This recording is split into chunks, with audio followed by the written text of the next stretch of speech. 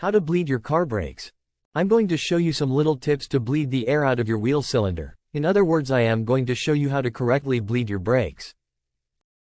In this video, the mechanic is removing the caliper, basically the red thing, from the rotor. He also removed the caliper bracket. The actual caliper is the rust-colored thing that has a U in it. Can you see the little fitting just under where the brake hose is connected to the caliper? This is the bleeder screw. You must turn the little bleeder counterclockwise to open and vent. See the upside-down U in this caliper. Here is another look at the upside-down U. Here the actual caliper sets inside the bracket. Under the bleed screw is a complete circle piston filled with brake fluid to activate the brakes. Look at the diagram. See the trapped air? It's always at the very top. Notice the bleed screw is under the trapped air. So when you pump up the brakes and open the bleeder, you are going to get fluid. It is impossible for the air to go through the fluid and come out. See the bleed screw in this picture?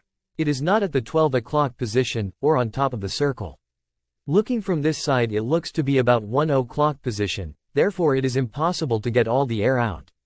What do? You may be able to jack the car up, put jack stand under it once bleeder screw hole is at 12 o'clock. That can be dangerous. You cannot drill and reposition the bleed screw. I recommend you pull the caliper off, put a 2x4 in place of the rotor so the brake pads are restricted as to how far pads can move. Then hold the caliper with the bleed screw at the 12 o'clock position and bleed it. Never push the brakes unless there is a block or rotor between the pads. After bleeding that caliper using the block method, remove the person pumping the brake pedal from the car. Remount the caliper on the rotor. And move to another wheel.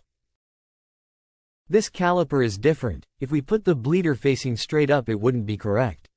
You can see the way it is made. The bleeder is at the side of the circle. So we would need to turn the caliper to make the center of the circle at the top. Here is another diagram showing bleeder at the 12 o'clock position. When you pump the brakes in this position, you can bleed all the air out.